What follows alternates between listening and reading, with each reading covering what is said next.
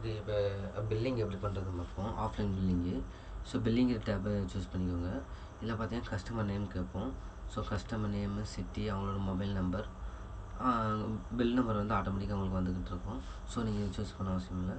So பில்லோட date என்றைக்குங்கிறது இங்கே வரும். நீங்கள் டேட் மாற்றினா கூட மாற்றிக்கலாம். ஸோ டெலிவரி அட்ரஸ் என்ன நீங்கள் என்ட்ரி பண்ணிக்கணும்.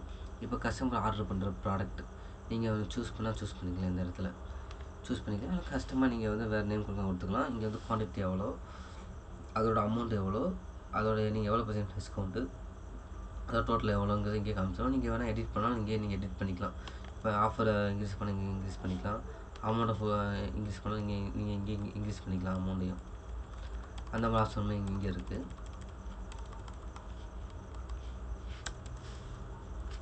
ஸோ இப்போ உங்களுக்கு இன்னொரு ப்ராடக்ட் ஆட் பண்ணணும்னா ஆர்டர் ஒன்று கொடுத்தீங்கன்னா இங்கே இன்னொரு ப்ராடக்ட் செலக்ட் பண்ணிக்கலாம்.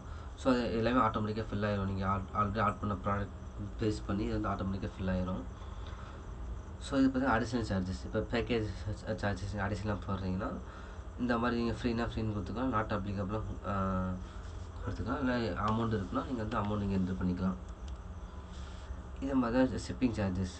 ஸோ உங்களுக்கு இப்போ எக்ஸ்ட்ரா சார்ஜஸ் உங்களுக்கு எது இருக்குன்னா நீங்கள் வந்து ஆர்டரை கொடுத்து அது என்ன எக்ஸ்ட்ரா சார்ஜுங்கிறது நீங்கள் நேம் போட்டுக்கணும்.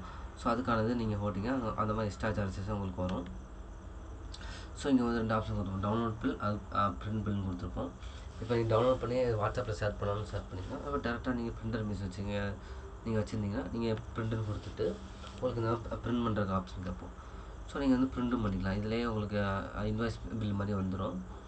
ஸோ நீங்கள் உங்களோட எக்ஸ்ட்ரா சார்ஜ் என்னென்ன இங்கே எல்லாமே இங்கே லிஸ்ட் அவுட் பண்ணியிருப்போம். எல்லாமே இங்கே பண்ணியிருப்போம். இங்கே பார்த்தீங்கன்னா கடைசியிலோ நீங்கள் எதோ வச்சுக்கலாம். நீங்கள் உங்கள் சைனோ எதோ போட்டுக்கலாம். அந்த ஆப்ஷனுமே இங்கே கொடுத்துருப்போம்.